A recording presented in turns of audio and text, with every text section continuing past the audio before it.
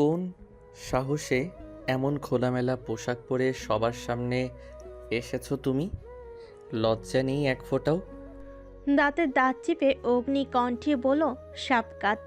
সতর্ক ভঙ্গিতে একবার নিজের উপর চোখ বুলিয়ে সাবা থমথমে গলায় বলল, খোলামেলা পোশাক, এটার নাম শাড়ি। আর শাড়ি এভাবেই পরতে হয়।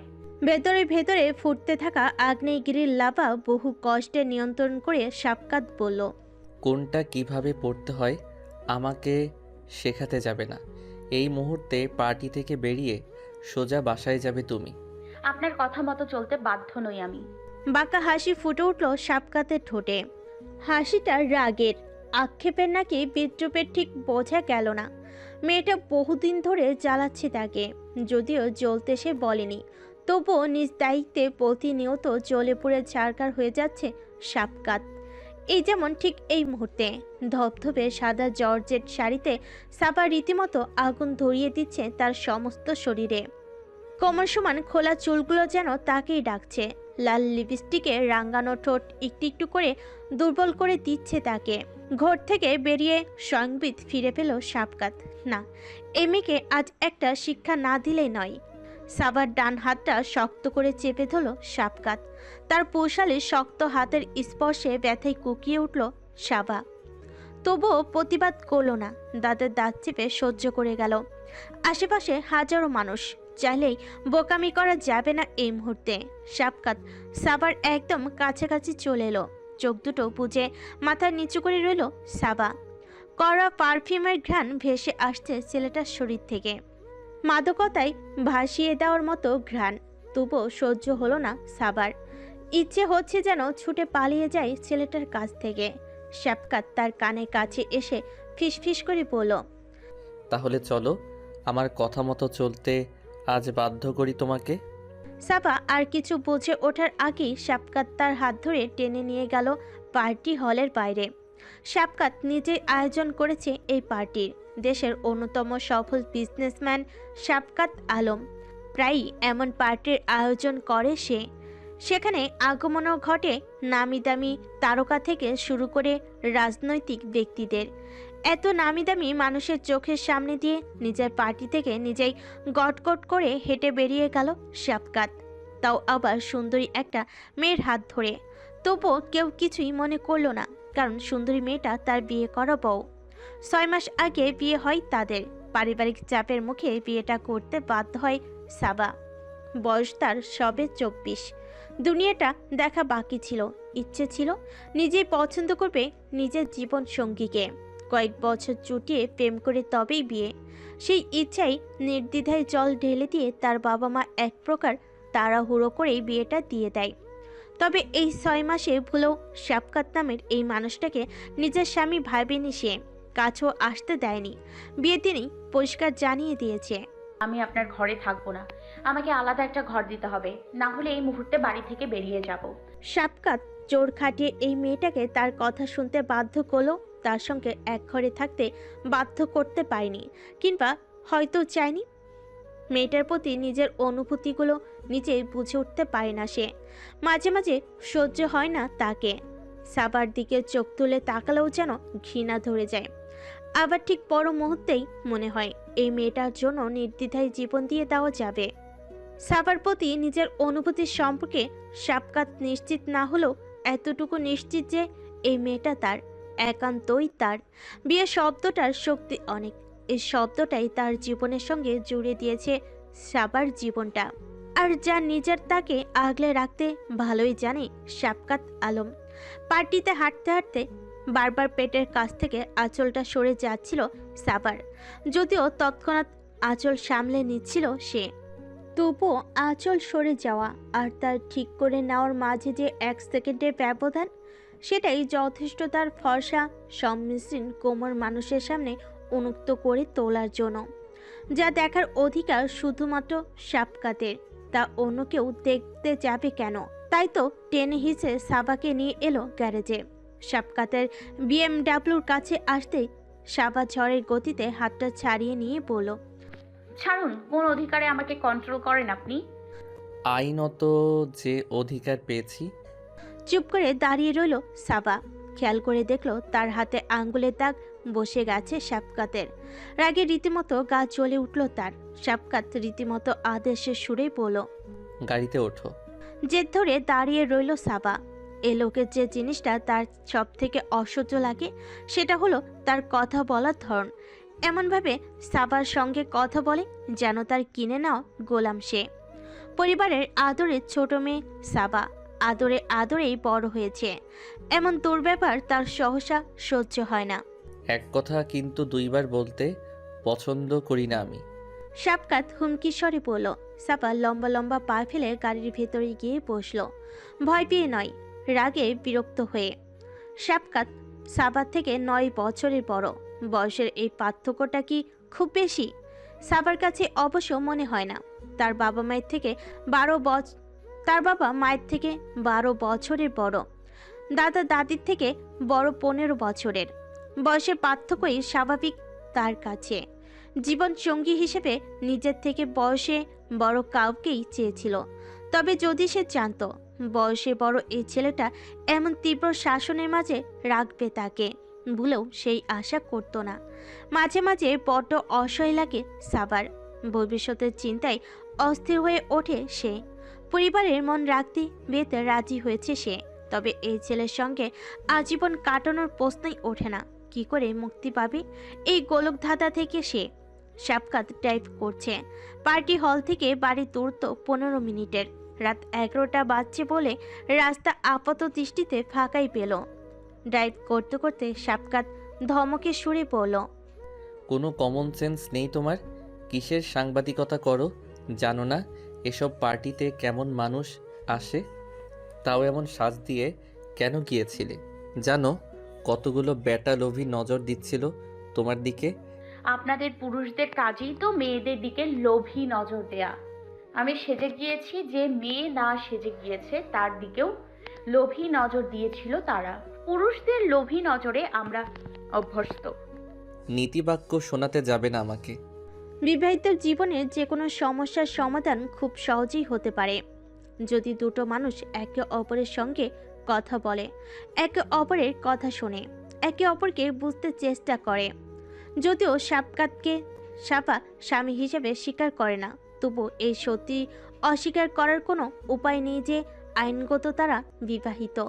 সাপা তাই সমস্যার কথাটা খুলে বলার চেষ্টা করলো শাফকাতকে। আপনাকে হাজারবার বলেছি এই বিয়েটা একটা অ্যাক্সিডেন্ট ছিল। বিয়ের আগে আমার মত পর্যন্ত নেয়নি আমার বাবা মা। সেটা তাদের ব্যর্থতা, কিন্তু বিয়ে যখন করেই ফেলেছো তখন আমার কথা মতোই চলতে হবে তোমাকে। তার কণ্ঠে এই গাম্ভীর্য আরেক দফার আগে ডুবিয়ে দিল সাবাকে। এই ছেলেটা মন দিয়ে তার কথা শুনবে ভাবাটাই ছিল তার সব থেকে বড় বোকামি। রেগে দিয়ে সাবা অতিষ্ঠ গলায় পড়ল, আপনি কি বোঝেন না আমার আপনাকে সহ্য হয় না? গা ঘিনঘিন করে আপনি আশেপাশে থাকলে, দম বন্ধ লাগে। গা ঘিন ঘিন করলেও সহ্য করতে হবে, দম বন্ধ লাগলেও সহ্য করতে হবে। ছোট্ট দীর্ঘশ্বাস গোপন করলো সাবা। এমন কেন এই ছেলেটা? তাকে কি ভালোবাসে নাকি নিজের ভাবনে নিজের হাসি পেয়ে গেল সাবার? তাকে ভালোবাসতে যাবে কেন? মানুষ যাকে ভালোবাসে তার সঙ্গে এমন আচরণ করতে পারে না। এই ছেলেটা নির্ঘাত কন্ট্রোল ফ্রিক। নিজের মতো সাবাকে নিয়ন্ত্রণ করে বিচিত্র আনন্দ পায় সে।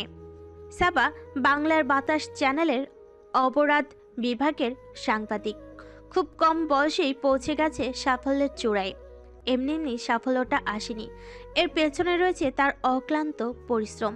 গত বছরই বাংলার বাতাসে তার অপরাধ অনুসন্ধানমূলক অনুষ্ঠান বাতাসে কিসের গন্ধ ব্যাপক সাড়া ফেলেছে চারিদিকে। সাম্প্রতিক সময়ে আলোড়ন ফেলে দেয় কেসগুলো নিয়ে গভীর তদন্ত করেছে সে। রিপোর্ট করার জন্য দিনের রাতে যখন তখন ছুটে যেতে হতে পারে সাবাকে। তার বাবা মায়ের এ নিয়ে কোনো প্রকার আপত্তি ছিল না। আপত্তি আছে এই লোকের। রাতে ঘর থেকে একা বের হওয়া যাবে না, বের হতে হবে বডিগার্ড নিয়ে। বের হলো মিনিটে মিনিটে তার ফোন রিসিভ করতে হবে। ফোন রিসিভ না করলে বাড়ি ফিরেই মুখোমুখি হতে হবে তীব্র ধমকের। শাফকাতও রাত বিরাত পর্যন্ত কাজে ব্যস্ত থাকে, কখনো কখনো তো ফেরেই না। এসব নিয়ে কি কখনো আপত্তি করেছে সাবা? মোটেও না, কারণ সে যথেষ্ট বুঝদার একটি মেয়ে। একটা মানুষ কাজের জন্য ব্যস্ত থাকতেই পারে, তার কাজে ব্যাঘাত ঘটানোর অর্থ তার ব্যক্তিসত্তায় আঘাত হানা। শাফকাত হঠাৎ ঝাঁঝালো কণ্ঠে বলল, তুমি যে অনবরত কথা বলে যাচ্ছ, আমারও তো মাথা ধরে যাচ্ছে। সহ্য করছি না তোমাকে। শাফকাতের এই কথা থেকে যেন আশার আলো খুঁজে সাবা উজ্জ্বল কণ্ঠে বলল, তার মানে আপনারও আমাকে অসহ্য লাগে? সাবা খেয়ালই করেনি এতক্ষণে বাড়ি পৌঁছে গেছে তারা। শাফকাতের বিশাল দোতলা বাড়ি চাকচিক্য পরিপূর্ণ। বিশাল একটা বাগান পার করে প্রবেশ করতে হয় বাড়িতে। বাড়ির দরজা বরাবর লম্বা রাস্তা, রাস্তার দুপাশে বাগান। বাগানে নেই এমন কোনো গাছ বোধই নেই। কৃষ্ণচূড়া, রাধাচূড়া, শিউলি, পলাশ, আম, কাঁঠাল, আরও নাম না জানা কত গাছই আছে। বসন্তকালে ফুলে ফুলে যখন গাছগুলো ভরে ওঠে, চমৎকার লাগে দেখতে। বসন্তে বিয়ে করে এই বাড়িতে এসেছিল সাবা। বাগানের সঙ্গে তার প্রথম সাক্ষাতের দৃশ্যটা যেন এখনো চোখে ভাসে। শাফকাত গাড়ি থেকে নেমে দীপ্ত হাতে হাঁটা শুরু করলো বাগানের মাঝের রাস্তাটা দিয়ে। সাবা তড়িঘড়ি করে গাড়ি থেকে নেমে তার পিছু নিল। ছুটতে ছুটতে শাফকাতের সঙ্গে নিজের পদক্ষেপ মিলিয়ে সাবা শান্ত ভঙ্গিতে বলল, দেখুন, আপনার আমাকে সহ্য হয় না, আর আমারও আপনাকে সহ্য হয় না। এভাবে একসাথে থাকার দরকারটাই বা কি? আপনি আমাকে ডিভোর্স দিয়ে দিন, এতে আমরা দুজনেই। শাফকাতের গা বেয়ে রাগের ভয়াল হাওয়া বয়ে গেল। নিজের মধ্যেই রইল না সে আর। শক্ত করে চেপে ধরল সাবার গাল। এতটাই শক্ত করে চেপে ধরেছে যে ব্যথা সহ্য করা মুশকিল হয়ে উঠেছে সাবার পক্ষে। নিজেকে ছাড়ানোর চেষ্টা করছে, যদিও খুব ভালো করে সে জানে এই শক্ত পৌশালী স্পর্শ থেকে নিজেকে ছাড়িয়ে নেওয়া সম্ভব নয় তার পক্ষে। শাফকাত অগ্নি দৃষ্টিতে তার চোখ দুটোর দিকে তাকিয়ে বলল, আজ না বুঝে বলে ফেলছো দেখে কিছু করলাম না। এরপর ডিভোর্সের কথা মুখে আনলেও জানে মেরে ফেলবো। তৎক্ষণাৎ সাবাকে ছেড়ে দীপ্ত পায়ে হেঁটে বাড়ির ভেতর প্রবেশ করলো শাফকাত। মাথায় হাত মাটিতেই বসে পড়ল সাবা। তার মাঝে কষ্টের থেকেও এই মুহূর্তে যে জিনিসটা সব থেকে বেশি কাজ করছে সেটা হচ্ছে অসহায়ত্ব। কি করলে মুক্তি মিলবে এই অসহায়ত্ব থেকে? কতটা সময় এভাবে বসে রইল সাবা নিজেও জানে না। এই বাড়ি জুড়ে হাজার স্টাফ ঘোরাফেরা করে। মূল দরজার সামনে কয়েকজন সিকিউরিটি গার্ড তার আগ্রহ নিয়ে দেখছে সাবাকে। এমনিতেই মিষ্টি একটা মেয়ে সাবা, সকলের সঙ্গে হাসি মুখে কথা বলে, স্টাফদের কাউকেই ছোট মনে করে না। তবে মাঝে মাঝে অস্বাভাবিকতা ভার করে তার মধ্যে। এই যেমন এখন করেছি। অনেকটা সময় পর উঠে দাঁড়িয়ে ছোট ছোট পা ফেলে বাড়ির ভেতর প্রবেশ করলো সাবা। তার পদক্ষেপগুলো বড্ড এলোমেলো, এই বুঝি লুটিয়ে পড়ল মেঝেতে। এলোমেলো পায়ে দোতলায় উঠে গেল সাবা। এবারই শোবার ঘরগুলো সব দোতলাতে। নিচতলাতে শাফকাতের স্টাডি রুম, কনফারেন্স হল আর লাইব্রেরি। নিজের ঘরে ঢুকে দরজা বন্ধ করে দিয়ে সাজসজ্জা নিয়ে বিছানায় গা এলিয়ে দিল সাবা। জীবনটা তো এমন ছিল না তার আজ থেকে মাত্র একটা বছর আগে। কি সুখেই না ছিল সে পরিবারের মানুষগুলোকে নিয়ে, আর আজ এই সুখ শব্দটাকেও মনে হয় দুষ্প্রাপ্য কোনো বস্তু। চোখ দুটো বন্ধ করে দু হাতে মাথার দুপাশ চেপে ধরল সাবা। না, সে মনে করতে চায় না ওই স্মৃতি, তবুও যেন ওই দৃশ্যটা জীবন্ত হয়ে ফুটে উঠেছে তার চোখের সামনে। থরথর করে কাঁপছে সাবা, হাত পা শক্ত হয়ে উঠছে তার। এই মুহূর্তে কেউ যদি পরম মমতায় বুকে আগলে ধরে রাখতো তাকে। 1 বছর আগেও সাবার কাছের মানুষগুলো তার কাছেই ছিল। কষ্টে যারা এগিয়ে আসবে, আগলে রাখবে, আজ ওই কাছের মানুষগুলোই হয় দূরে ঠেলে দিয়েছে তাকে। নিজের অজান্তে সাবা তলিয়ে গেল ঘুমের রাজ্যে। ঘুম তার ভাঙল সকাল 7:30 নাগাদ। সকাল সকাল ওঠার অভ্যাস তার বহু দিনের। রাত করে ঘুমালেও প্রকৃতি নিজ নিয়মে এই সকালে জাগিয়ে তোলে তাকে। ধীরে সুস্থে উঠে বসে আশপাশটায় চোখ বুলিয়ে নিল সাবা।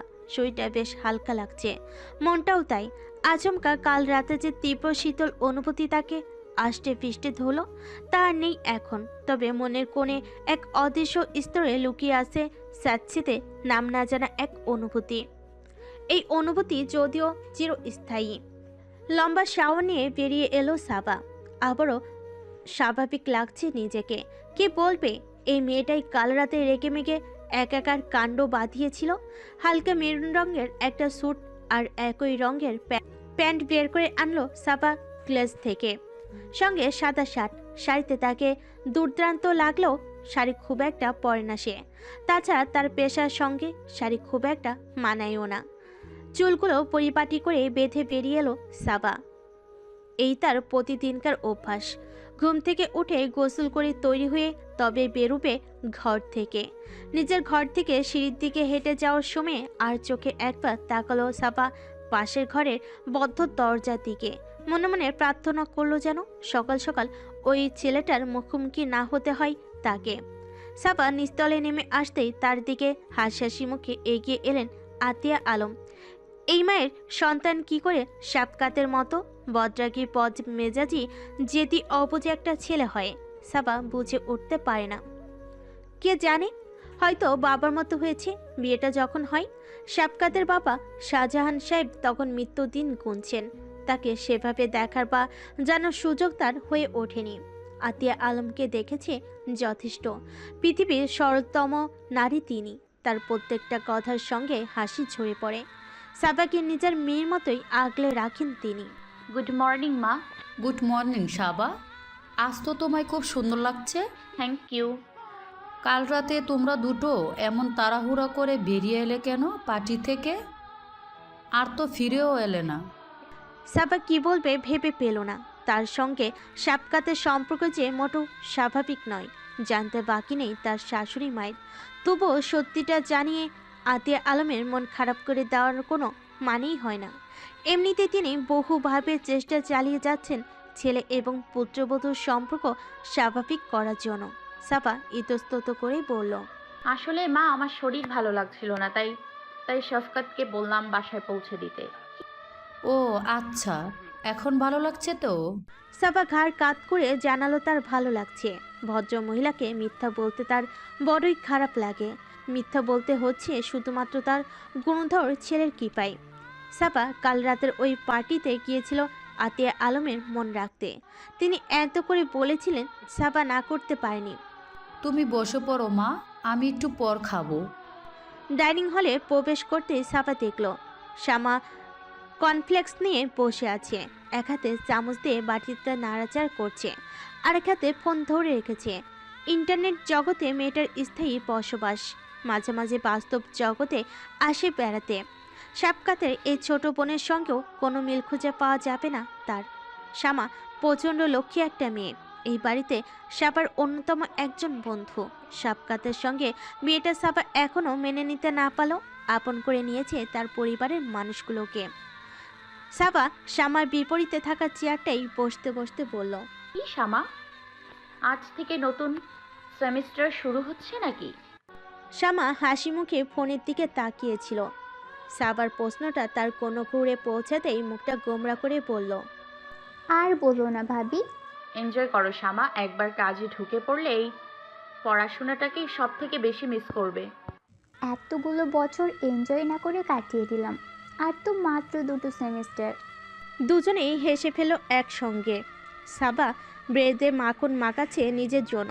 শ্যামা ফোন রেখে এবার কর্নফ্লেক্সে মন দিল। তুমি আমাকে ড্রপ করে অফিসে যাবে তো? আমি ব্রেকফাস্ট সেরেই রেডি হতে যাচ্ছি ভাবি।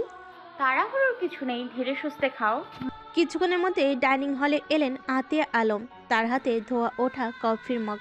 রোজ সকালে সাবা ঘর থেকে বের হয়ে এলেই তিনি তার জন্য কফি বানাতে যাবেন। তার বৌমার আবার সকাল সকাল আগুন গরম কফি খাওয়ার অভ্যাস।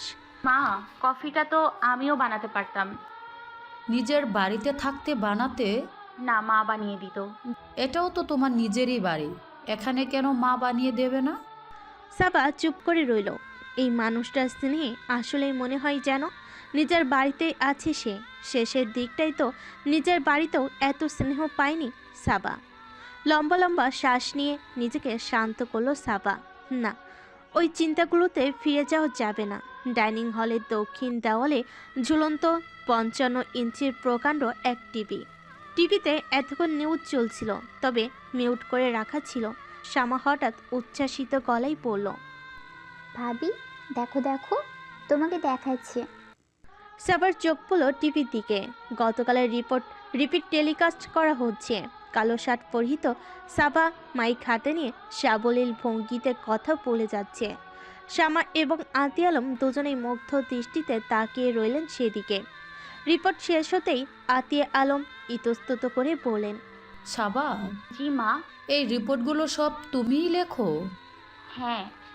অনুসন্ধানও তুমি করো? হ্যাঁ, তবে আমি একা করি না, আমার সাথে টিম থাকে। কেন বলুন তো মা? ক্যামেরার সামনে না এসেও কি এই কাজগুলো করা যায়? মানে? না মানে, তোমাকে যে টিভিতে দেখাই, সাফকাত এইটা পছন্দ করে না। রাগে গা জ্বলে উঠল সাবার।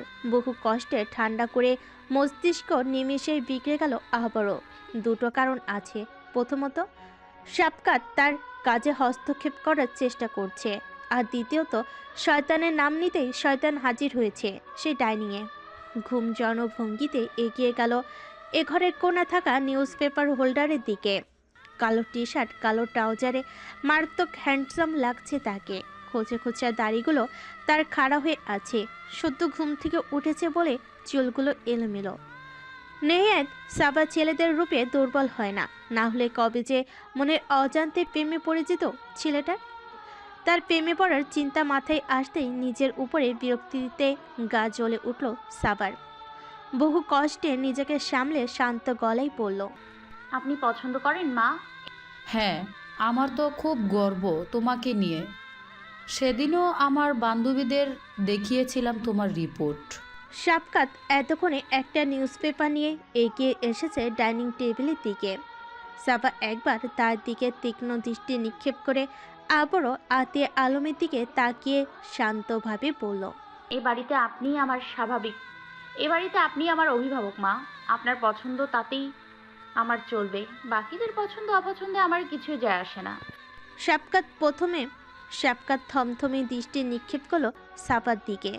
সাবাও একই দৃষ্টিতে ফিরিয়ে দিল তার দিকে। তাদের এই থমথমে দৃষ্টির আদান প্রদান মুহূর্তেই বাড়িয়ে তুলল ঘরের তাপমাত্রা। মৃদু ভলিউমে গাড়ির রেডিও চলেছে। সাবা আটকা পড়েছে ঢাকার চিরচেনা অসহনীয় যানজটের মুখে। ভাগ্যিস শামাকে সময় মতো ভার্সিটিতে নামিয়ে দিতে পেরেছিল। আজ বিকালের দিকে তাকে রিপোর্ট করার জন্য বের হতে হবে, তাই অফিসে একটু দেরি করে পৌঁছালো অসুবিধা নেই। জানালার কাজটা নামিয়ে মুখ বাড়িয়ে পরিস্থিতি বোঝার চেষ্টা করলো সাবা। সঙ্গে সঙ্গে মেজাজটা ভিগে গেল।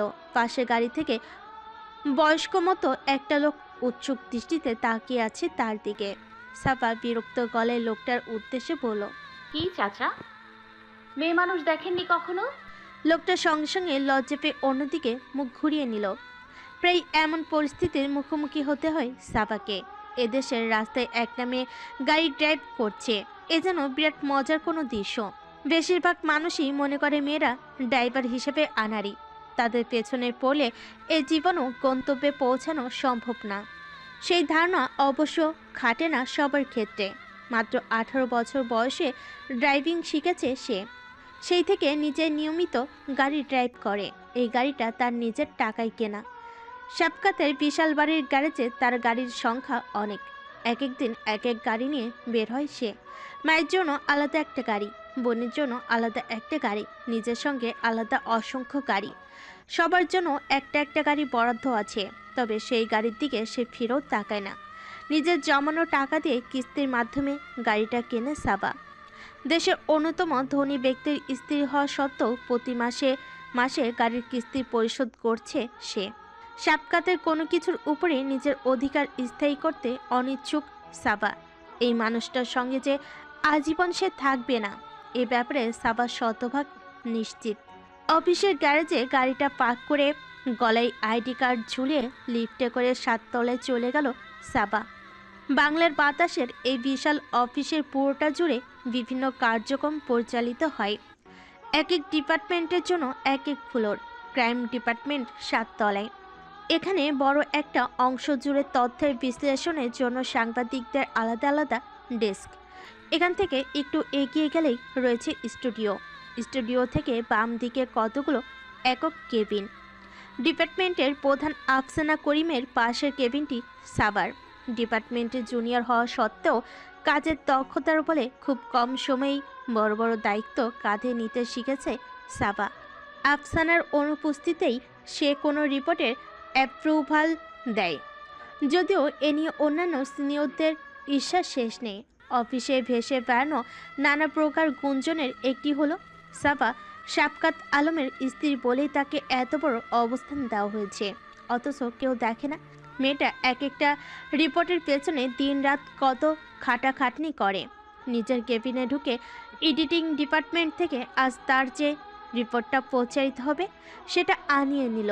রিপোর্টটা প্রচারের আগে ফাইনাল চেকটা সাবা নিজেই দেয়। আজকের রিপোর্ট ঢাকার ভিক্ষা বাণিজ্য নিয়ে। ভিক্ষাবৃত্তি এই শহরে কিছু কিছু মানুষ করে পেটের দায়, আর কেউ কেউ ব্যবসার খাতিরে ভিক্ষুকদের নিয়ে বিশাল একটা চক্র কাজ করে। এই চক্রই অসহায়দের মানুষের কাছে হাত পাততে বাধ্য করে, শেষমেশ হাতিয়ে নেয় সেই টাকা। এই সত্যিটা অনুসন্ধানে যতটুকু উঠে এসেছে ততটুকুই রিপোর্ট তুলে ধরার চেষ্টা করেছে সাবা। তার রিপোর্টের সব থেকে আকর্ষণীয় দিক হলো এগুলো সবই সাজানো গোছানো, ধাপে ধাপে আসে এক একটা তথ্য। রিপোর্ট ফাইনালাইজ করে আছে রিপোর্টের শ্যুট হবে, সেটা নিয়ে বসলো সাবা। অনুসন্ধানে যতটুকু তথ্য উঠে এসেছে সবগুলো নিয়ে সাজিয়ে গুছিয়ে রিপোর্ট লিখছে সাবা। হঠাৎ দরজায় টোকা পড়ল। সাবা কম্পিউটারে কি যেন টাইপ করতে করতে বলল, কামিন। দরজা খুলে যেতে একটা ছেলে মাথা বের করে বলল, সাবা আপু আসবো? আরে সানি, এসো। সানি বাংলার বাতাসের বিনোদন বিভাগের ইন্টার্নশিপ করছে। ছেলেটা চুপচাপ, নম্র, ভদ্র বলে অফিসের সবাই তাকে পছন্দ করে। সাবাও তার ব্যতিক্রম নয়। আমার ডিপার্টমেন্টে কি মনে করে? সানি তার মুখোমুখি থাকা চেয়ারে বসল। তার হাতে একটা ল্যাপটপ। ল্যাপটপটা সাবার ডেস্কের ওপরে রাখলো। তাকে দেখে মনে হচ্ছে কোনো কারণে হয়তো চিন্তিত, কিংবা চিন্তিত না হলেও ঘাবড়ে গেছে। আপু একটা নিউজ করতে যাচ্ছিলাম, কিন্তু নিউজটা পাবলিশ করার আগে মনে হলো আপনার পারমিশন নেওয়া দরকার। বাংলার বাতাস টিভি চ্যানেল হলো অনলাইন পোর্টাল হিসেবে তাদের জনপ্রিয়তাও নেহাত কম নয়। অনলাইনে নিউজ লেখালেখি করাই মূলত সানির কাজ। বিনোদনের নিউজেও এখন আমাকে অ্যাপ্রুভাল দিতে হবে? সানি মাথা চুলকে মেঝের দিকে তাকিয়ে রইল। সাবা যথেষ্ট বুদ্ধিমতী মেয়ে, মুহূর্তে আজ করে ফেলে। কোনো একটা ঝামেলা নির্ঘাত পেতেছে। খানিক চিন্তিত সুরে সাবা বলল, কই দেখি। ল্যাপটপটা সানি ঘুরিয়ে দিল তার দিকে। রিপোর্টের শিরোনাম, প্রযোজকের প্রেমে বিভোর শেহনাজ। শিরোনামের শেষে এই প্রশ্নবোধক চিহ্নটা না দিলে নিউজ যেন অসম্পূর্ণই রয়ে যায়। নিজের ডিপার্টমেন্টে এই প্রশ্নবোধক চিহ্নের ব্যবহার সে কবে কমিয়ে এনেছে সাবা। সানিকেও এ নিয়ে কিছু একটা বলতে চাচ্ছিল, হঠাৎই তার চোখ পড়ল শিরোনামের নিচে থাকা ছবিটার দিকে। যাক জমকতায় পরিপূর্ণ শুটিং সেট, সেখানে একটা সোফায় বসে আছে শেহনাজ। এ সময়কার জনপ্রিয় অভিনেত্রী মেয়েটা। তার পরনে গাঢ় নীল টাইট একটা স্লিপলেস জামা, যেটা তার উরু পর্যন্ত আবৃত করে রেখেছে। মেয়েটার মুখে কড়া মেকআপ। তার থেকেও বড় কথা, মেয়েটা বসে আছে শাফকাতের গা ঘেঁষে। ছবিটা দূর থেকে এমনভাবে তোলা হয়েছে যে দুজনে কেউই টের পায়নি কখন ক্যামেরা বন্দি হয়েছে তারা। একমনে কথা বলে যাচ্ছে একে অপরের সঙ্গে। শাফকাতের অসংখ্য ব্যবসার মধ্যে একটা সিনেপ্লাস্ট মিডিয়া, সিনেমা জগতের জনপ্রিয় প্রযোজনা প্রতিষ্ঠান। এদেশের অসংখ্য ব্যবসার সফল সিনেমা তৈরি হয়েছে সিনেপ্লাস্ট মিডিয়ার ব্যানারেই। প্রযোজক হিসাবে এক নামে মিডিয়ার পাড়ার সবাই চেনে শাফকাতকে। এটা হয়তো সিনেবাস্টের পরবর্তী কোনো সিনেমার শুটিংয়ের সময়ে তোলা ছবি। সবার গা ঘেঁষে সাবার গা বেয়ে শীতল হাওয়া বয়ে গেল।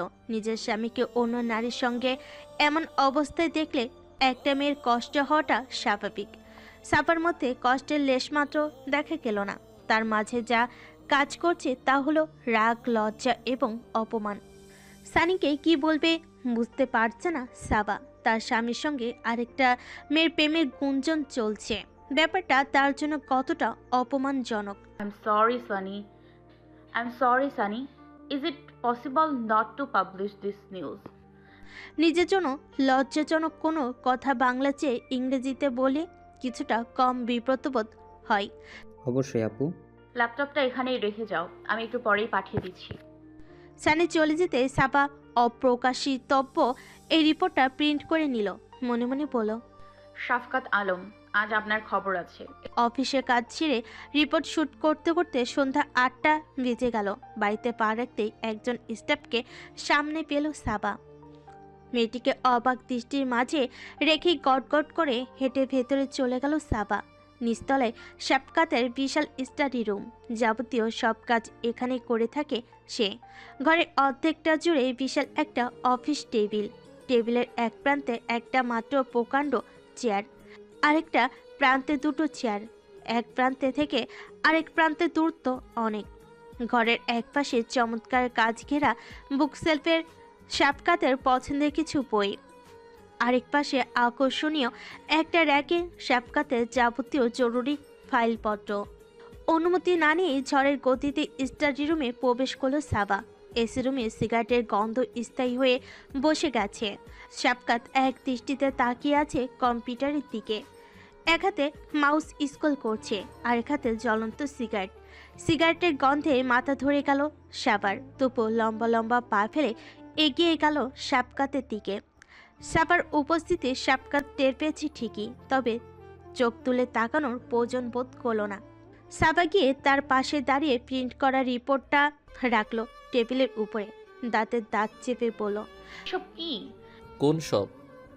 কষ্ট করে চোখটা তুলে তাকালে দেখতে পারতেন। চোখটা না সাবা, চোখ দুটো বাংলা ভাষার সঠিক ব্যবহার জানো না?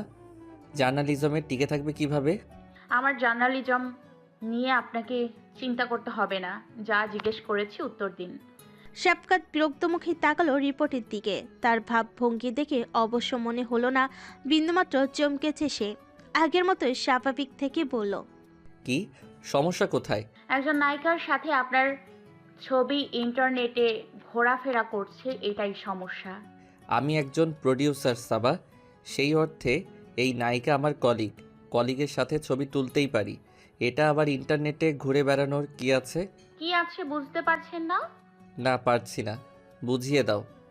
মেয়েটা আপনার গা ঘেঁষে বসে আছে আর আপনি সেটা প্রশ্রয় দিচ্ছেন। শাফকাত রহস্যভরা দৃষ্টিতে তাকালো সাবার দিকে। বিয়ের 6 মাস পেরিয়ে গেলেও দুজনের মাঝে তেমন একটা কথাবার্তা হয়নি, কিন্তু হাতে গোনা যে কয়েকবার কথোপকথন হয়েছে তাদের কাছে প্রতিবারই তাদের দুজনেই কেউ একজন ছিল ভয়ঙ্কর রেগে। কাল রাতে যেমন শাফকাত রেগেছিল, আর আজ রেগে আছে সাবা। মেয়েটাকে মাঝে মধ্যে অসহ্য লাগে শাফকাতের, আবার মাঝে মধ্যে উপভোগ্য লাগে বটে। এই যেমন এই মুহূর্তে তার রাগটা দারুণ উপভোগ করছে শাফকাত। রহস্যের হাসি হেসে শাফকাত বলল, are you jealous? In your dreams. তোমাকে স্বপ্নে দেখার সময় আমার নেই। আমি বলেছিলাম ঢাক ঢোল পিটিয়ে মানুষকে জানাতে যে আমি আপনার বউ। আমি তো বিয়েটাই মেনে নিইনি। আপনি বিয়ের পরদিনই প্রেস ডেকে দুনিয়ার সামনে আমাকে স্ত্রী হিসেবে পরিচয় দিলেন। পরিচয় যখন দিয়েছিনি তখন স্ত্রীকে সম্মান করতে শিখুন। এই মেয়ে, আস্তে চিৎকার করো তো। চেঁচামেচি ছাড়া কোনো কথা বলতে পারো না নাকি? কথা ঘোরানোর চেষ্টা করবেন না শাফকাত আলম। অসম্মানটা করলাম কোথায় সেটাই তো বুঝলাম না। দুনিয়ার চোখে যে আমার হাজবেন্ড সে আরেকটা মেয়ের সঙ্গে প্রেম করে বেড়াচ্ছে, আমার সম্মানটা কোথায় থাকে? আমার চ্যানেলে এই নিয়ে নিউজ হয়ে যাচ্ছিল। কতটা অসম্মানজনক এটা আমার জন্য। এই শোনো, আমার এসব প্রেমের সময় নেই। থাকলেও আমার কিছু যায় আসে না। আপনি কার সঙ্গে কি করছেন তাতে আমার কি। কিন্তু আমার একটাই কথা, দুনিয়ার সামনে যখন আমাকে স্ত্রী হিসেবে পরিচয় দিয়েছেন তখন সেভাবেই থাকুন। মানুষকে দেখিয়ে অসভ্যতা করবেন না।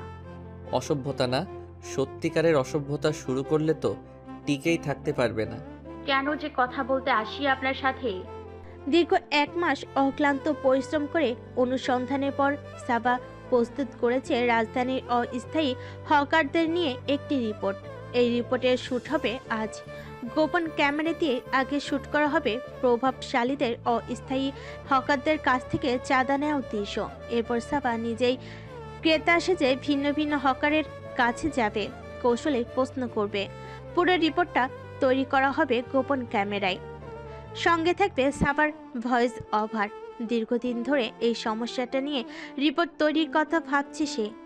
সাধারণ পথচারী হিসেবে এই হকারদের যন্ত্রণায় ফুটপাত ধরে হাঁটতেও হিমশিম খেতে হয়। কারা এতটা প্রশ্রয় দিচ্ছে তাদের এই ধরনের উত্তর খুঁজতে গিয়ে রিপোর্টটা শুরু করে সাবা। কেন যেন তার মন বলছে এই একটা রিপোর্ট ঘুরিয়ে দেবে তার ক্যারিয়ারের মোড়।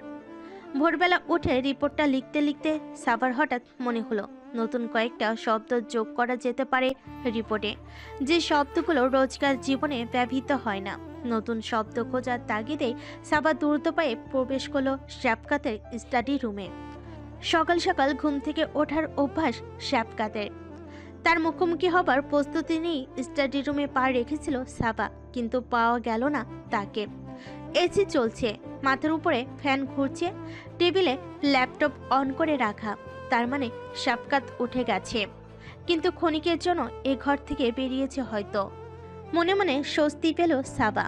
যত দ্রুত ডিকশনারি নিয়ে এখান থেকে ফিরতে পারে ততটাই ভালো তার জন্য। বুকশেলফ থেকে ডিকশনারি নিয়ে দরজার দিকে পা বাড়ানোর পথে নিজের অজান্তেই সাবার চোখ পড়ল শ্যাপকাতের অন করে রাখা ল্যাপটপের দিকে। স্ক্রিনে যা দেখলো তা প্রচণ্ড গতিতে তার সিদ্ধারা প্রকম্পিত করে তোলার জন্য যথেষ্ট। একটা অডিও ফাইল পোস্ট করে রাখা, ফাইলের নাম সাবা কল রেকর্ডিং। লেখাটার পাশে কতগুলো এলোমেলো নম্বরগুলো চোখের সামনে স্পষ্ট দেখতে গেলেও তা প্রবেশ করতে ব্যর্থ হলো সাবার মস্তিষ্কে। একই সঙ্গে হাজারখানেক প্রশ্ন ঘুরপাক খাচ্ছে তার মাথায়। এই সাবা কি সে, নাকি ভিন্ন কোনো সাবার কল রেকর্ডিং বিচন করে বেড়াচ্ছে শ্যাপকাতের ল্যাপটপে? এটা কি শ্যাপকাতের সঙ্গে তার কোনো ফোন আলাপের রেকর্ডিং? সাবা মনে করার চেষ্টা করলো বিয়ের এতগুলো দিনে তাদের কখনো ফোনে কথা হয়েছে কিনা। মনে করতে পারলো না। তাহলে এটা কিসের রেকর্ডিং? কৌতূহলে আর বিস্ময়ে রীতিমতো কেঁপে উঠছে সাবা। একটু একটু করে এগিয়ে গেল ল্যাপটপের দিকে, হাত বাড়িয়ে স্পর্শ করলো মাউসে। একবার মনে হলো এভাবে কারোর ব্যক্তিগত জিনিসে হাত দেওয়া ঠিক হচ্ছে না। আবার পর মুহূর্তেই মনে হলো এই ফাইলের সঙ্গে তার নাম জড়িয়ে আছে, তাই ফাইলের ভেতর কি আছে তাকে খুঁজে বের করতেই হবে। অডিও প্লে করতেই আরেক দফা চমকে উঠল সাবা। কানে স্পষ্ট ভেসে আসছে নিজের কণ্ঠস্বর। কাল রাতে বাড়ি ফিরে অফিসের এক ক্যামেরাম্যানকে রিপোর্ট সংক্রান্ত নির্দেশনা দিচ্ছিল সে। সংক্ষিপ্ত সেই কথোপকথনের রেকর্ডিং। সাবা ভেবে পাচ্ছে না এই রেকর্ডিং শ্যাপকাতের ল্যাপটপে এলো কি করে। অডিও ফাইলটা থেকে বেরিয়ে সম্পূর্ণ ফোল্ডারে চোখ বোলাতেই পিলে চমকে উঠল সাবার। তার অসংখ্য কল রেকর্ডিংয়ের ভর্তি এই ফাইল। সাবা মস্তিষ্ক যেন কাজ করা বন্ধ করে দিয়েছে, মাথা ঝিমঝিম করছে রীতিমতো। তার অজান্তে তার ফোন আলাপগুলো রেকর্ড হচ্ছিল এতদিন, অথচ একবারও টের পেল না সে। হঠাৎ কারোর পায়ের শব্দ এসে ঠেকল তার কর্ণকুহুরে, তবুও সতর্ক হয়ে সরে গেল না সাবা। তার বিভ্রান্ত চোখ দুটো এখনো আবদ্ধ হয়ে আছে ল্যাপটপ স্ক্রিনের দিকে। সাবাকে ল্যাপটপে কাছে দেখে মোটেও ঘাবড়ে গেল না শ্যাপকাত। সে জানে ধরা পড়ে গেছে সে, তবুও তার মাঝে নেই বিন্দু মাত্র ভয়, বিন্দু মাত্র অনুতাপ। উল্টো মৃদু ধমেকে সুরে সাবাকে সে বলল, এই মেয়ে, আমার ল্যাপটপ নিয়ে কি করছো? আমার কল রেকর্ডিং আপনার কাছে এলো কি করে? আমি আগে প্রশ্ন করেছি। ফাজলামি করছেন আপনি, এসবের মানে কি? মানে বুঝতে পারছো না? এই আইকিউ নিয়ে সাংবাদিকতা করছো কি করে? সাবার সারা গায়ে তীব্র দাবাদাহের অনুভূতি। এসির মতো ঘামতে শুরু করেছে সে। কি করে ভেতর একটু একটু করে বাড়ন্ত রাগটাকে নিয়ন্ত্রণ করবে নিজেই বুঝতে পারছে না।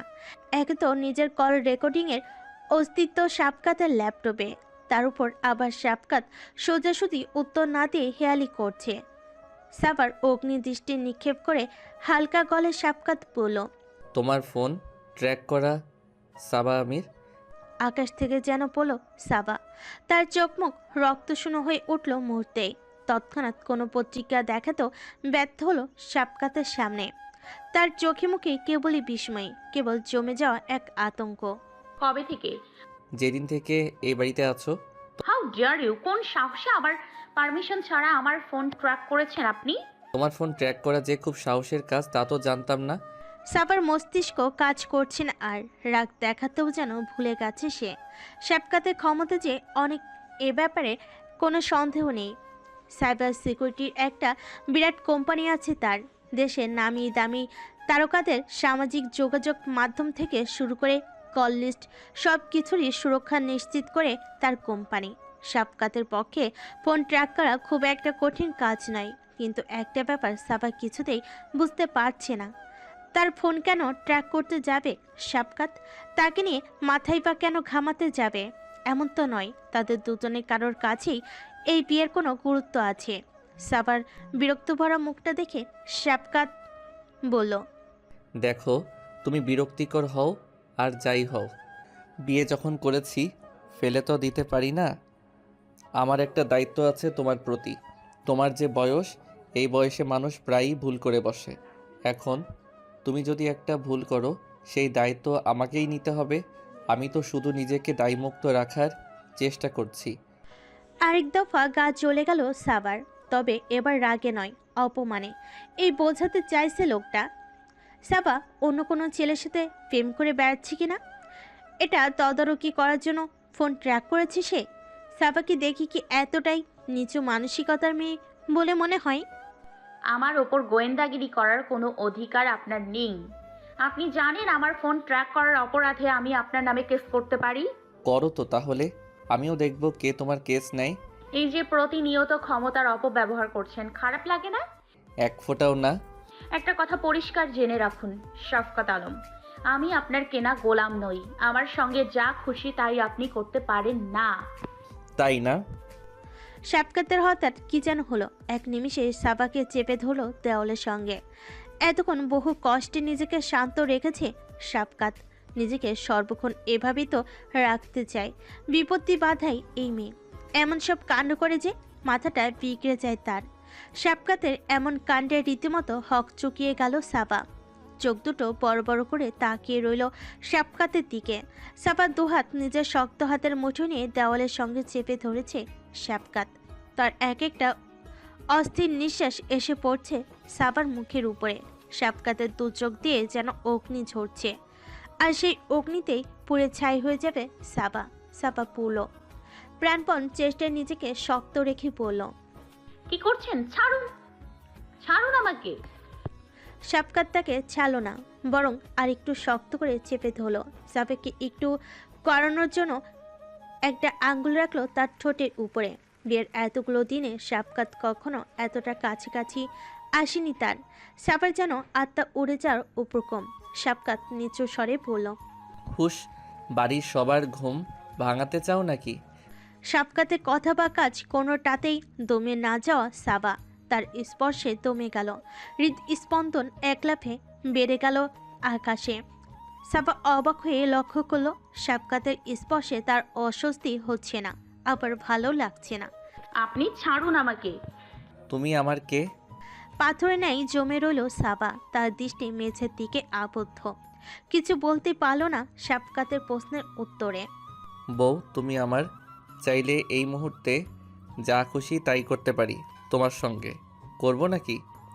সাবাকেই দ্রুত ছেড়ে দেওয়ার পরিকল্পনা ছিল শাফকাতের, কিন্তু ব্যাঘাত ঘটল তার দীঘল কালো চুল। মেয়েটার চুলগুলো থেকে মিষ্টি একটা ঘ্রাণ আসছে। ঘ্রাণটা যেন দিশেহারা করে তুলল শাফকাতকে। খুব কাছাকাছি গিয়ে শাফকাত মুখ ডুবিয়ে দিল সাবার চুলে। তার এমন কর্মকাণ্ডে সাবার চক্ষু চড়গাছ। খুব করে চাইছে এই মুহূর্তে শাফকাতকে ধাক্কা দিয়ে সরিয়ে দিয়ে, তবে এক ফোঁটাও জোর পেল না হাত দুটোতে। আচমকা হুঁশ ফিল শাফকাতের। নিজেকে পোষ মানিয়ে রাখা সত্ত্বেও এতটা বেপরোয়া নিয়ন্ত্রণহীন কি করে হয়ে উঠতে পারলো সে? সব দোষ এই মেয়েটার। তার সর্বাঙ্গে প্রতিনিয়ত আগুন ধরিয়ে দেওয়ার জন্য এই তাই মেয়ে। সাবা ছেড়ে সরে দাঁড়িয়ে শাফকাত বলল, যখন তখন আমাকে বিরক্ত করবে না, ঘরে যাও। শাফকাত ছেড়ে দেওয়ার পর এক বিন্দু নড়তে পারল না সাবা। একই ভঙ্গিতে জমে দাঁড়িয়ে রইল। পর মুহূর্তেই স্বয়ংবিদ ফিরে পেয়ে দ্রুত পায়ে বেরিয়ে গেল স্টাডি রুম থেকে। নিজের ঘরে পা রেখে দরজা বন্ধ করে সাবা বসে পড়ল মেঝেতে। তীব্র শ্বাসকষ্ট হচ্ছে তার। সাবা তড়িঘড়ি করে উঠে দাঁড়িয়ে বেডসাইড টেবিলের কাছে গেল। ডয়ের থেকে ইনহেলার বের করে সেটা মুখের কাছে নিয়ে দুবার চাপল। শরীর কিছুটা শান্ত হলো, মন একইভাবে অশান্ত হয়ে গেল। যথেষ্ট সহ্য করেছে সে, আর নয়। শাফকাত যা শুরু করেছে তাকে বাড়াবাড়ি বলেও কম হবে। তার ব্যক্তি স্বাধীনতায় হস্তক্ষেপ করছে, তার অনুমতি ছাড়া ফোন ট্র্যাক করছে, হঠাৎ কাছে আসার চেষ্টা করছে। এসব তার মেনে নেওয়া যায় না। গাড়ি থামলো রহমান ভিলার সামনে। আজ দিনব্যাপী প্রচুর কাজ সাবার। কাজ শেষে ফেরার পথে এখানে এলেও হতো, তবে ততক্ষণ পর্যন্ত অপেক্ষা করার ধৈর্য শক্তি ফুরিয়ে গেছে সাবার ভেতর থেকে। গাড়ি থামিয়ে লম্বা লম্বা পা ফেলে বেরিয়ে এলো সাবা। এই বাড়িতেই তার বেড়ে ওঠা। তার জীবনের হাজারো আনন্দের স্মৃতি নিজের মাঝে আঁকড়ে ধরে আছে এই বাড়ি। এই বাড়ির প্রত্যেকটা কোণাই এখন তো আপন তার কাছে। তবুও বাড়ির ভেতরে সে পা রাখে না, সে সাহস অবশিষ্ট নেই তার মাঝে। ফাহমিদা বেগম বাগানের গাছগুলোতে পানি দিচ্ছিলেন। হঠাৎ বাড়ির সামনে মেয়েকে দেখে চমকে উঠলেন তিনি। পানির পাইপ হাত থেকে নামিয়ে রেখে হাস্যোজ্জ্বল ভঙ্গিতে এগিয়ে এলেন সাবার দিকে। মায়ের ঠোঁটের হাসি বিগলিত করতে ব্যর্থ হলো সাবাকে। তার মুখভঙ্গি একরাশ গাম্ভীর্যে ভরা। সাবা, তুই? কেন, আসতে মানা আছে? ওমা, সে কথা কখন বললাম? আয় ভেতরে আয়। ভেতরে যেতে পারবো না, বাগানে বসছি। তোমরা এসো, আর চা বানিয়ে আনো মা, বেশি করে তেজপাতা আর এলাচ দিয়ে। ছোট্ট দীর্ঘশ্বাস গোপন করে বাড়ির ভেতর পা রাখলেন ফাহমিদা বেগম। বিয়ে করে চলে যাওয়ার পর থেকে মেয়েটা এই বাড়ির ভেতরে পা রাখে না। এ জীবনে আদৌ কি কোনোদিন নিজের বাড়িতে ঢুকে স্বস্তির নিঃশ্বাস ফেলতে পারবে সাবা? পরম করুণাময় সেই শক্তি দেবেন তার মাঝে। এই বাড়ির বাগানে অসম্ভব সুন্দর একটা বসার জায়গা আছে। মুখোমুখি দুটো বেতের সোফা, মাঝখানে কাচের টেবিল। সোফার আশেপাশে টবে টবে অসংখ্য রঙিন ফুল ফুটে আছে। সোফায় গা এলিয়ে দিল ক্লান্ত দৃষ্টিতে আকাশের দিকে তাকিয়ে রইল সাবা। হাজারো বাঘে মন নিতে নিতে জীবনটাই যেন হাঁপিয়ে উঠেছে তার। আজ থেকে 6 মাস আগে যে বাঘে মন নিল জীবন, সে ছিল বড়ই অনাকাঙ্ক্ষিত। চিরকালই ঝলমলে একটা মেয়ে সাবা, হাস্যোজ্জ্বল স্নিগ্ধ তার সবটা। চারপাশে সকলকে মুগ্ধ করে তোলার ক্ষমতা আছে এই মেয়ের। স্কুল কলেজে তাই হয়ে উঠেছিল সকলের প্রিয়। স্কুলে কোনো একটা অনুষ্ঠান হলেই সেখানে থাকবে সাবার অংশগ্রহণ। স্টেজ সাজানো থেকে শুরু করে অনুষ্ঠান সূচি তৈরি করা, সব কিছুতেই শিক্ষকরা ছিল তার উপরে নির্ভরশীল। সাংস্কৃতিক অনুষ্ঠান হলে তো কথাই নেই। সে ছোট্টবেলা থেকেই স্কুলের প্রতিটি সাংস্কৃতিক অনুষ্ঠানে শাড়ি পরে সাবা উঠে যাবে গান গাইতে। এসএসসি পরীক্ষা পরবর্তী সংবর্ধনা অনুষ্ঠানে যখন গাইল আমার যাওয়ার সময় হলো দাও বিদায়, তার মোহনীয় কণ্ঠে নিয়মিত গান না শুনতে পাবার আক্ষেপে তখন ভিজে উঠল শিক্ষকদের চোখ। অমায়িক ব্যবহার আর মিশতে পাবার দক্ষতায় সাবা সেখানে যায়, সেখানেই বন্ধু জুটিয়ে নেয়। স্কুল, কলেজ, ভার্সিটি সবখানেই তাই ছিল তার বিশাল বন্ধুদের দল। দলভুক্ত বন্ধুদের সাথে থাকার একটা অসুবিধা হলো সকলের মাঝে কথা বলার সুযোগ পাওয়া যায় না, সকলকে সমান গুরুত্ব দেওয়া যায় না। তবে সাবা চিরকালই খেয়াল রেখেছে যেন তার দলের প্রত্যেকটি বন্ধু সমান গুরুত্ব পায়, সকলে যেন নিজের মনের কথা বলার সুযোগ পায়, তবে না হবে প্রকৃত বন্ধুত্ব। আজকে কঠোর শুষ্ক সাবাকে দেখে বোঝার উপায় নেই এই মেয়েটার মাঝে একসময় প্রাণ চাঞ্চল্য খেলে বেড়াতো। জীবনটা নির্মমতম বাকে মন নেওয়ার পর থেকেই বদলে গেল সবটা। বদলে গেল সাবা নিজেও, গুটিয়ে নিল নিজেকে সব কিছু থেকে। বন্ধু, আড্ডা, গান কোনো কিছুতেই আজকাল ধৈর্য নেই তার। বুকের মাঝে অপূরণীয় এক শূন্যতা তার। এই শূন্যতা ভরাট হবে না কোনোদিন। সাবা কোনোদিন হতে পারবে না আগের মতো। মাস 6 আগে একরাশ ক্লান্তি নিয়ে অফিস থেকে বাড়ি ফিরেছে সাবা। মানসিক যন্ত্রণায় এমনিতেই সে বিধ্বস্ত, তার উপর এই বাড়িটায় পা রাখলে দম বন্ধ লাগে তার। মনে হয় যেন বাড়ির সবগুলো ইট বেরিয়ে সে গলা টিপে ধরছে তার। হঠাৎ সাবার বাবা আমির রহমান এসে বললেন, আমাদের একটু বের হতে হবে মা। কোথাও যেতে পারবো না, অলরেডি অনেক টায়ার্ড আমি। বিষয়টা জরুরি মা, এমনি এমনি তো আর বলছি না। আমির সাহেব ঘর থেকে বেরিয়ে যাওয়ার প্রায় সঙ্গে সঙ্গে প্রবেশ করলেন ফাহমিদা বেগম। তার হাতে একটা শাড়ির বক্স থেকে একটা লাল জামদানি বের করতে করতে বললেন, ফ্রেশ হয়ে আয় সাবা, পারলে শাওয়ার নিয়ে নে, আমি শাড়িটা পরিয়ে দিচ্ছি। কি আশ্চর্য, শাড়ি পরতে হবে কেন? এত কথা বলার সময় নেই, চট করে শাওয়ার নিয়ে আয়। সাবা কিছু বুঝে ওঠার আগেই ফাহমিদা বেগম ঠেলে ঠুলে তাকে বাথরুমে পাঠিয়ে দিলেন। হঠাৎ বাবার বাইরে যেতে বলা, মায়ের শাড়ি পরতে বলার অর্থ উদ্ধার করার আগেই শাওয়ার নিয়ে বেরিয়ে এলো সে। মা সুন্দর করে শাড়িটা পরিয়ে দিলেন, চুলগুলো শুকিয়ে আসতে দিলেন, হালকা সাজিয়েও দিলেন। সাবার তীক্ষ্ণ বুদ্ধিমত্তা সম্পূর্ণ মস্তিষ্ক হয়তো কিছুটা আঁচ করতে পেরেছিল। মা, আমাকে কি ছেলে দেখাতে নিয়ে যাচ্ছ? যদি সেই চিন্তা থাকে তাহলে আগেই বলে রাখি আমি বিয়ে করব না। তার কথার বিন্দুমাত্র কর্ণপাত না করে আমির সাহেব এবং ফাহমিদা বেগম তাকে নিয়ে উঠলেন গাড়িতে। সাবার বিস্ময় সকল সীমা ছাড়িয়ে গেল যখন সে দেখল গাড়ি এসে থেমেছে একটা হসপিটালের সামনে। সাধারণ কোনো হসপিটাল নয়, ক্যান্সার হসপিটাল। আরেক দফা বিস্ময়ে খাবি খেলো যখন জানতে পারল এই হসপিটালে বসে মৃত্যুর দিন গুনছেন তার বাবার বন্ধু শাহজাহান আলম। মৃত্যুর আগে তার শেষ ইচ্ছা ছেলে বিয়ে দেওয়া। তার ছেলের সঙ্গে বিয়ে দিতেই এখানে আনা হয়েছে সাবাকে। কোনো মানে হয়?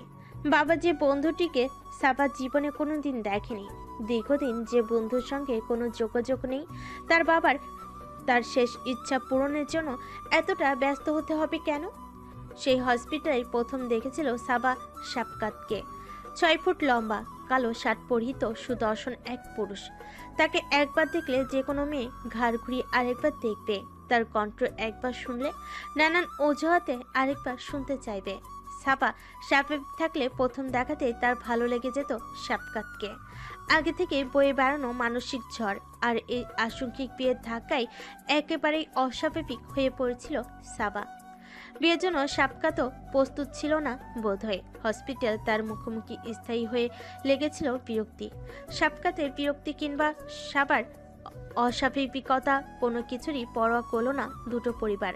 ওই হসপিটালে হয়ে গেল তাদের বিয়ে। চিন্তিত মুখে সাবার মুখোমুখি বসে আছে তার বাবা মা। চিন্তার সঙ্গে খানিক অসহায়ত্ব ধরা দিচ্ছে তাদের চোখে। কে বলবে মেয়েটাকে একসময় একা একা সিঁড়ি পেয়ে উঠতে ভয় পেত, রিকশায় উঠলে ভয় পেত, অন্ধকারে ভয় পেত। অথচ এই মেয়েটাকে আজ তার বাবা মা ভয় পেয়ে চলেছে প্রতিনিয়ত। সাবা এমন ছিল না। বদলে যাওয়ার পর থেকেই গাম্ভীর্য আর কঠোরতা যেন তার নিত্যদিনের বন্ধু। আমির সাহেব পরিবেশ হালকা করার জন্য বলেন, আজ অফিসে যাসনি? অফিসে না গিয়ে গায়ে হাওয়া লাগিয়ে ঘুরে বেড়ানোর সুযোগ আমার নেই বাবা, একটু পরেই যাব। একটু কম ঝাঁজ নিয়ে কথা বলা যায় না? না, যায় না। তার মায়ের মতো চায় এই পৃথিবীতে সম্ভবত কেউই বানাতে পারে না। শুধুমাত্র এই চায়ের লোভেই প্রতিদিন ছুটে আসতে ইচ্ছে হয় এই বাড়িতে। কিন্তু সে যে সম্ভব নয়। এ বাড়ির মুখোমুখি হও অসম্ভব যন্ত্রণাদায়ক তার পক্ষে, যে যন্ত্রণা এই মুহূর্তে অনুভূত হচ্ছে। লম্বা শ্বাস নিয়ে মনে মনে কথা গোছালো সাবা। আজ একটা চূড়ান্ত সিদ্ধান্ত নিতেই হবে তার বাবা মাকে। বাবা শোনো, অনেক হয়েছে, আর সহ্য করা সম্ভব হচ্ছে না। মানে? আমার ডিভোর্সের ব্যবস্থা কবে করছো তুমি? আজকে উঠে মুখ চাউচাই করলেন আমির সাহেব এবং ফাহমিদা বেগম। মেয়ের সংসার জীবন যে খুব একটা ভালো যাচ্ছে না এটা তাদের অজানা নয়। তবুও প্রতিনিয়ত চেষ্টা করে যাচ্ছে সাবাকে বুঝিয়ে সুঝিয়ে শান্ত রাখতে। পরম করুণা মেয়ের ইচ্ছে ছাড়া বিয়ে হয় না। একবার বিয়ে হয়ে গেলে হাজার কষ্ট সহ্য করে হলো মানিয়ে নেওয়া শিখতে হয়। কথায় কথায় বিয়ে ভেঙে ফেলার চিন্তা করতে হবে কেন? ডিভোর্স? এসব কি ধরনের কথা সাবা? খুবই বাস্তব ভিত্তিক কথা। তোমরা কি আশা করেছো ওই লোকের সাথে আমি আজীবন থাকবো? অসম্ভব। আরেকবার চায়ে চুমুক দিয়ে নিজেকে শান্ত করল সাবা। শাফকাতের মুখটা কল্পনায় ভেসে এলো, গা জ্বলে ওঠে তার। এই মুহূর্তে অসহ্যকর মানুষটার সাথেই তার বিয়ে হতে হলো। তোমার বন্ধু মারা যাচ্ছিল, মরার আগে তার ছেলের বিয়ে দেখার শখ হয়েছে, এজন্যই তো জোর করে বিয়েটা দিয়েছিলে আমাকে। লোকটা তো বিয়ে দেখে মরেই গেল। এখন আমাকে এই বিয়ে থেকে মুক্তি দাও। বিয়ে কোনো ছেলে খেলা না মা। এই ইচ্ছে হলো একটা মানুষকে বিয়ে করলাম, এই ইচ্ছে হলো বিয়েটা ভেঙে ফেললাম। আমার তো বিয়ে করার ইচ্ছা কোনো কালই হয়নি বাবা। জোর করে বিয়ে দিয়েছো তোমরা আমাকে। বিয়ের আগে আমার কথা শোনারও প্রয়োজন মনে করনি। ফাহমিদা বেগম বেশ টের পেলেন আবহাওয়া সুবিধাজনক নয়। মেয়ের রাগ সম্বন্ধে বেশ ধারণা আছে তার, তাই তাকে শান্ত করার উদ্দেশ্যে বলেন, আচ্ছা থাম বাবা, সাফকাত করেছেটা কি? জিজ্ঞেস করো কি করেনি। তেজপাতা বানিয়ে ছেড়েছে আমার জীবনটাকে। তাকে কে অধিকার দিয়েছে প্রতিনিয়ত আমাকে কন্ট্রোল করার? ওকে টিভি দেখায়, এটা নাকি তার পছন্দ না। আমি রাত বিরাতে রিপোর্ট করতে গেলে এক গাদা বডিগার্ডকে সঙ্গে পাঠিয়ে দেয়। এটা তো ভালোই, রাতে একা একা বাইরে যাওয়ার থেকে বডিগার্ড নিয়ে যাওয়াটা তো নিরাপদ। সেদিন পার্টিতে গিয়ে শাড়ি পরে আমার শাড়ি পরাও তার পছন্দ নয়, এজন্য আমাকে টেনে হিঁচড়ে বাইরে নিয়ে এসেছে। সাফকাতের পছন্দ না হলে শাড়ি পরবি না, এতে সমস্যার কি হলো? প্রথমত, কারো পছন্দ অপছন্দে আমি নিজেই ড্রেসিং স্টাইল বদলাবো না, আর দ্বিতীয়ত সমস্যা এর থেকেও গুরুতর। মানে? আজ সকালে জানতে পেরেছি আমার ফোন নাকি ট্র্যাক করা। কখন আর কখন কার সঙ্গে কথা বলছি সব সে শুনতে পারে। শাফকাতকে নিয়ে মেয়ের একের পর এক অভিযোগ তেমন একটা উদ্বিগ্ন না হলো এবার চমকে উঠলেন আমির সাহেব। ফোন ট্র্যাক করা একটু বেশি বাড়াবাড়ি নয় কি? শাফকাত যখন ছোট তখন তার বাবার সঙ্গে বন্ধুত্ব ছিল তুঙ্গে। এই ছেলেটাকে খুব কাছ থেকে দেখেছিলেন আমির সাহেব। তখন তার বয়স কত হবে? বড়জোর 6-7। ওইটুকু বয়সী ছেলের যেমন রাগ তেমনই জেদ। একবার জেদ ধরলে তা পূরণ না হওয়া পর্যন্ত তার শান্তি। একবার আমির সাহেব স্ত্রীকে নিয়ে দাওয়াতে গেছিলেন শাহজাহান সাহেবের বাড়িতে। শাহজাহান সাহেব তখনও বাড়ি ফেরেনি। তার স্ত্রী আতিয়া আলম তাদের আপ্যায়নে ব্যস্ত। কলিং বেল বেজে উঠতে একজন স্টাফ দরজা খুলে দিল। ছোট্ট শাফকাত দরজার কাছে গিয়ে দেখল বাবার হাতে অফিসে ব্যাগ ছাড়া কিছুই নেই, অথচ সে সকালবেলা বলে দিয়েছিল তার জন্য ক্রিকেট ব্যাট নিয়ে আসতে। ব্যাট না পেয়ে রাগের বশে হাতের কাছে শাফকাত যা পায় তাই ছুঁড়ে ফেলে দেয় মেঝেতে। বসার ঘরে দামি শোপিস থেকে শুরু করে ডাইনিং টেবিলের কাছে গ্লাস প্লেট কোনো কিছুই রেহাই পায়নি তার রাগের তীব্রতা থেকে। ভাগ্যিস এর কিছুদিন পরে আমির সাহেব বদলি হয়ে যায় চিটাগংয়ে। সাফার জন্মও হয় সেখানে। দূরত্বের কারণে ফাটল ধরে দুই বন্ধুর সম্পর্কে। নিয়মিত যোগাযোগ রক্ষাও হয় না, দেখা হয়তো দুঃসাধ্য ব্যাপার। সে কারণেই সাফা কখনো দেখেনি শাফকাতকে। আগে থেকে তার অনিয়ন্ত্রণযোগ্য আচরণের কথা জানলে জোর করেও বিয়েটা দেওয়া যেত না। অবশ্য নিয়ে আমির সাহেব আবার ঢাকাতেই ফিরে এসেছেন, তবুও যোগাযোগটা আবার আগের মতো হয়নি শাহজাহান সাহেবের সঙ্গে। পূর্ণ বন্ধুকে তার মনে পড়ল মৃত্যু শয্যায়। মৃত্যু পথযাত্রী বন্ধু শেষ ইচ্ছা পূরণ ছাড়াও এমন তড়িঘড়ি করে সাফাকে বিয়ে দেওয়ার পেছনে আরও একটা কারণ আছে। কারণটা তার মানসিক বিধ্বস্ততা। গত 1 বছরে ভয়ানকভাবে বদলে গেছে মেয়েটা। মুখের হাসি উড়ে গেছে, অন্তরের শান্তি মিটে গেছে। এই বাড়িতে থেকে প্রতিনিয়ত বিচিত্র যন্ত্রণায় ভুগত সে। আমির সাহেব এবং ফাহমিদা বেগম ভেবেছিলেন বিয়েটা হয়ে গেলে মেয়ে তাদের সব যন্ত্রণা ভুলে থাকবে, সংসার নিয়ে ব্যস্ত থাকবে। কিন্তু এখন দেখা গেল কাজের কাজ কিছুই হয়নি, বরং আরো অস্থির হয়ে পড়েছে সাবা। আমার প্রাইভেসি বলে কিছুই নেই বাবা। যতই স্বামী হোক তুমি মানতে পারতে যদি মা তোমার ট্র্যাক করার চেষ্টা করতো। না না, এটা একদমই ঠিক করেনি শাফকাত। আমি আর সহ্য করতে পারছি না বাবা, অনেক তো চেষ্টা করলাম। আমার কোনো কাজে কখনো বাধা দাওনি তোমরা আমাকে। এই লোকটার এক একটা বাধা তার আরো বেশি অসহ্য লাগে। সব থেকে অসহ্য লাগে তার ব্যবহার। সে এমন একটা ভাব করে যেন আমাকে বিয়ে করে দয়া করেছে, অথচ দয়া তো করেছি আমি। আহ, এসব কি কথা সাবা? মারে, সবই তো বুঝলাম। বিয়েটা যদি ভেঙেই দিই, কোথায় থাকবি তুই? এ বাড়িটা তো বিষ হয়ে গেছে তোর কাছে। এতদিন পর আমাদের সাথে দেখা করতে এসেও বাড়ির ভিতরে ঢুকছিস না, কোথায় যাবি তাহলে? একা থাকবো সেই সামর্থ্য আমার আছে। এই শহরে একা একটা মেয়ের সঙ্গে কতটা বিপজ্জনক তোকে নিশ্চয় বুঝিয়ে দিতে হবে না। চাপা চুপ করে রইল। উফ, এই পৃথিবীতে কেন যে নারী পুরুষকে আলাদা চোখে দেখা হয়? মেয়েরা তো মানুষই, ভিন্ন কোনো প্রজাতি নয়। তবু কেন প্রতিটা পদক্ষেপে তাদের জন্য অপেক্ষা করে আছে একের পর এক বাধা? তাছাড়া সাফকাতের ব্যাপারগুলো গায়ে না মাখলেই তো হয়। তুই তোর মতো চলবি, সাফকাত তার মতো চলবে। ছোট ছোট বিষয়ে এত বিচলিত হওয়ার প্রয়োজন তো দেখি না। তার মানে তোমরা ডিভোর্সের ব্যবস্থা করবে না? বাবা মা কারোর কাছ থেকেও কোনো উত্তর না পেয়ে উঠে গেল সাবা। লম্বা লম্বা পা ফেলে বেরিয়ে গেল বাড়ির বাইরে। প্রচণ্ড অসহায় লাগছে তার, বুকটা ভারী হয়ে উঠছে। আগে সাবা কষ্ট পেলে বালিশে মুখ গুজে কিংবা বাথরুমে লুকিয়ে লুকিয়ে অশ্রু ঝরাতো। এখন তো সেই উপায়ও নেই। সে যে কাঁদতেও ভুলে গেছে। সিঁড়ি বেয়ে নিচে নামতে নামতে শাপকাতের চোখ দুটো আটকে গেল সোফার উপরে দুপা তুলে বসে থাকা সাবার দিকে। মেঝের দিকে দৃষ্টি আবদ্ধ রেখে ফোনে কথা বলছে সাবা। চোখ ফিরিয়ে নেওয়ার চেষ্টা করলেও পারল না শাপকাত। এই মেয়েটাকে এক এক সময় এক এক রকম সুন্দর লাগে। শাড়িতে মারাত্মক সুন্দর, স্যুটে অন্যরকম সুন্দর, আবার এখন হালকা সবুজ রঙের সালোয়ার কামিজে লাগছে স্নিগ্ধ সুন্দর।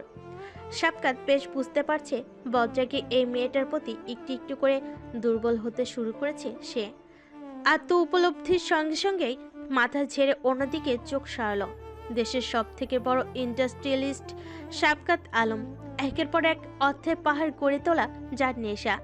এমন একটা মানুষের জীবনে প্রেম ভালোবাসা নামক তুচ্ছ জিনিস কি করে জায়গা দখল করে নিচ্ছে, এ তো কিছুতেই হতে দেওয়া যাবে না। নিচে নেমে আসতেই সাবার কথাগুলো স্পষ্ট কানে ভেসে এলো। সাবা ক্ষীণ হাসি হেসে বলল,